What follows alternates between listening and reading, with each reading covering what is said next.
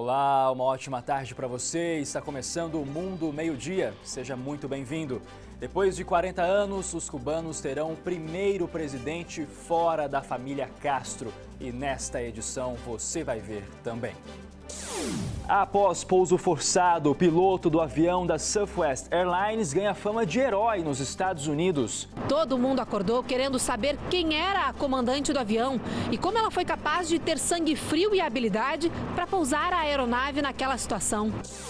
Motorista sem habilitação atinge tubulação de gás e faz casa explodir. E depois de mais de 3 décadas com salas fechadas, a Arábia Saudita escolhe Pantera Negra para reabrir cinemas no país. To the rest of the world.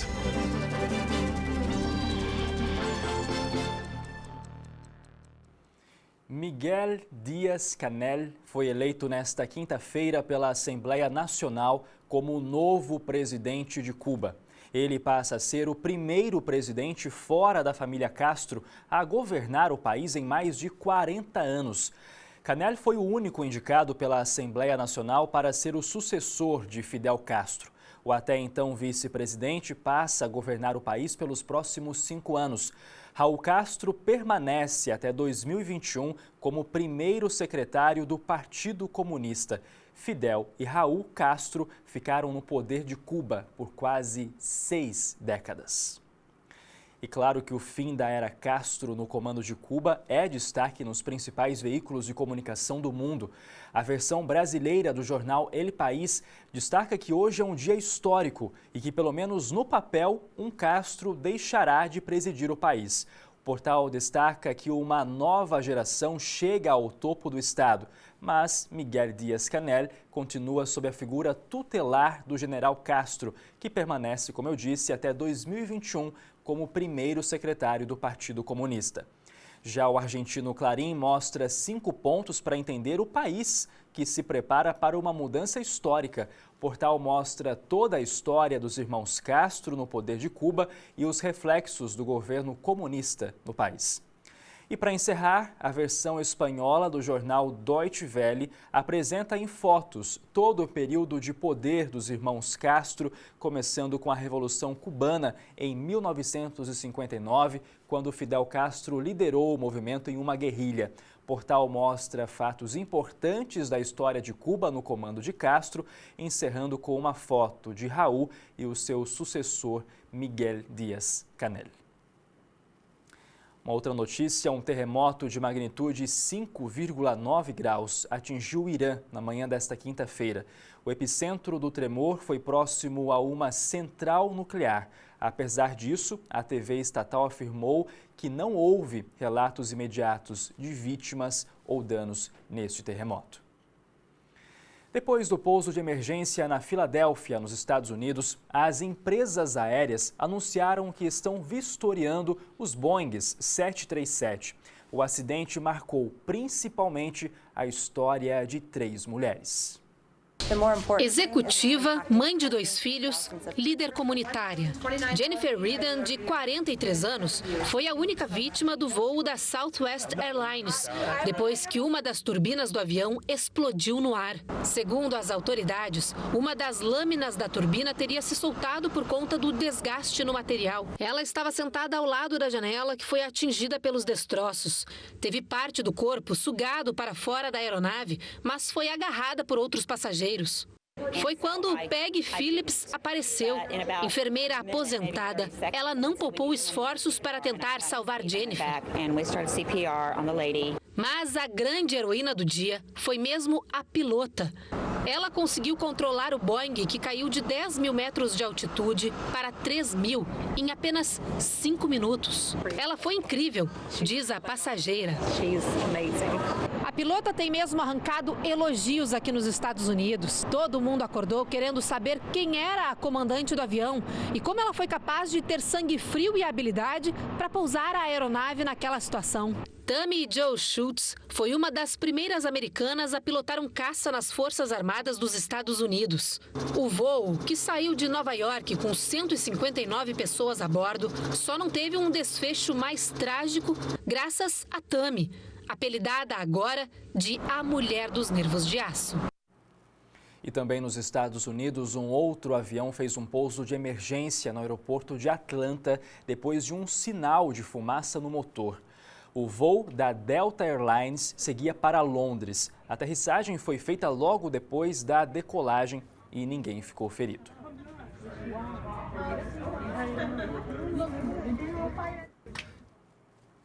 Em Portugal, 7 brasileiros foram detidos por falsificação de documentos. É o que mostra de Lisboa a repórter da Record TV Europa, Carla Pereira Dias. Olá, Jonathan. 7 brasileiros foram detidos durante uma operação policial que decorreu em vários pontos do país no âmbito do combate à falsificação de documentos. Estes cidadãos de nacionalidade brasileira atuavam maioritariamente na região centro de Portugal. Eles estão acusados de falsificarem documentação para forjar a permanência em Portugal. Vão ser ouvidos em tribunal ainda esta semana. No Hospital de São João, no Porto, está a ser denunciada uma situação chocante. Várias crianças com cancro estão a receber tratamento, a fazer quimioterapia nos corredores desta unidade hospitalar, tudo porque a ala pediátrica não tem condições. O caso chegou ao Parlamento português e após vários dias de debate intenso, o governo foi chamado a intervir. As obras desta ala pediátrica vão arrancar com um prazo de conclusão para daqui a 2 anos. Um mês e meio depois das eleições, a Itália continua sem governo. Há agora uma nova tentativa de resolução com o chefe de Estado italiano a convocar a Presidente do Senado para que juntos possam encontrar um novo governo. A solução passa por chegar ao diálogo com as várias forças partidárias de Itália.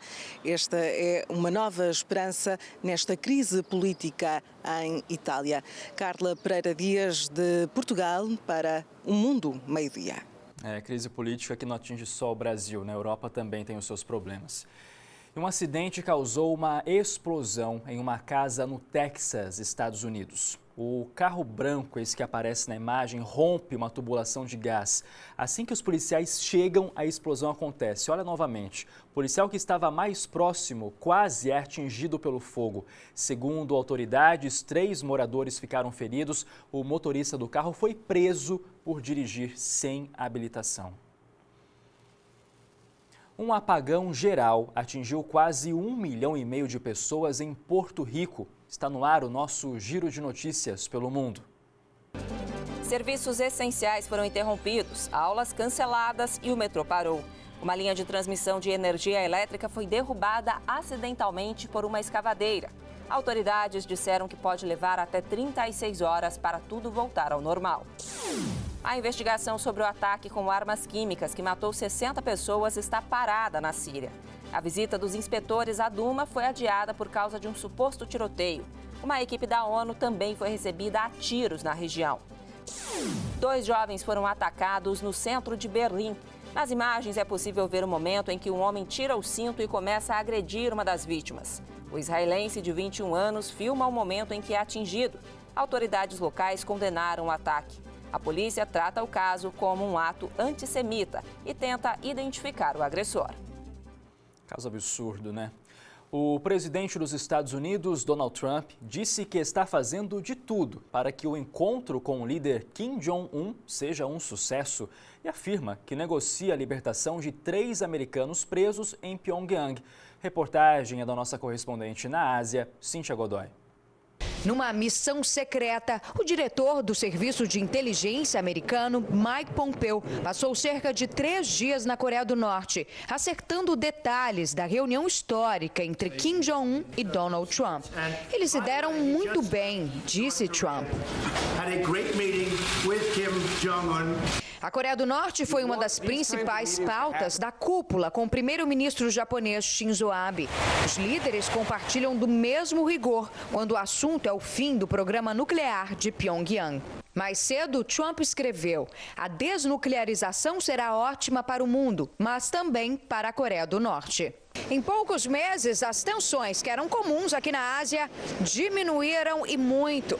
Kim Jong-un volta a ser o centro das atenções, mas agora pela mudança súbita de tom e pela aproximação com as nações inimigas.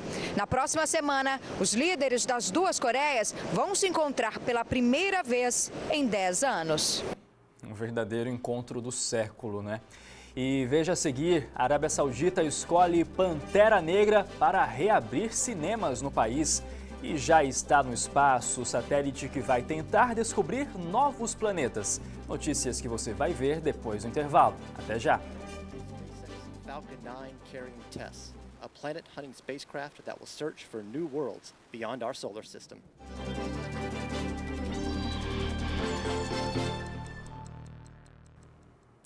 Já está no espaço o satélite que vai tentar descobrir novos planetas. 3, 2, 1, 0. Liftoff. The SpaceX Falcon 9 carrying TESS, a planet-hunting spacecraft that will search for new worlds beyond our solar system. SpaceX Ascent Commentary. O lançamento do foguete foi um sucesso. A operação deveria ter ocorrido na última segunda-feira, mas precisou ser adiada. O satélite TESS vai ficar no espaço durante 2 anos e vai procurar vida em planetas onde as temperaturas não são nem muito frias, nem muito quentes. Se o satélite encontrar algo, a NASA vai usar um novo telescópio espacial que também será lançado nos próximos anos. E você, acha que é possível encontrar vida em outros planetas? Comente nas redes sociais usando a hashtag Mundo Meio Dia. Prometo que se não der tempo de comentar hoje, amanhã eu leio o seu comentário aqui no Mundo Meio Dia. Vamos agora fazer a nossa viagem pelo mundo. As imagens são oferecidas pelo serviço de streaming EarthCam e a gente começa indo lá para o Muro das Lamentações, em Jerusalém. Movimento grande por lá, já que os israelenses comemoram os 70 anos da independência do Estado e prestam homenagens aos soldados mortos em conflitos e atentados terroristas. Agora, 6h18 da tarde, nesse momento, temperatura de 19 graus. E nós vamos agora para o topo de uma das maiores torres do mundo, a Reunion Tower, em Dallas, no Texas. Céu aberto em Dallas, por lá agora 10h18 da manhã e nesse momento temperatura de 16 graus. E para terminar o nosso giro de câmeras pelo mundo, vamos lá para a Tanzânia. Você vê imagens da cidade de Moshi. Já é finalzinho de tarde, agora 6h18, nesse momento 25 graus em Moshi, com previsão de fortes chuvas na cidade. Após 35 anos, a Arábia Saudita voltou a abrir as portas das salas de cinema. O fim do reino ultraconservador deu fim também à restrição de mais de 3 décadas sem a exibição de filmes no país. Para o retorno, a rede americana de cinemas escolheu o filme Pantera Negra. O diretor da empresa disse que a escolha não foi por acaso e, segundo Eden Aaron, a expectativa é abrir cerca de 40 cinemas em 15 cidades da Arábia Saudita nos próximos anos. Essa moradora diz que o país vive uma nova era e que o progresso está acontecendo. A exibição de ontem foi apenas um teste e as salas devem ser abertas ao público em geral a partir de maio. O reino saudita é o último mercado de massa ainda não explorado do Oriente Médio, com 30 milhões de habitantes. A maioria tem menos de 25 anos. What happens now determines what happens to the rest of the world.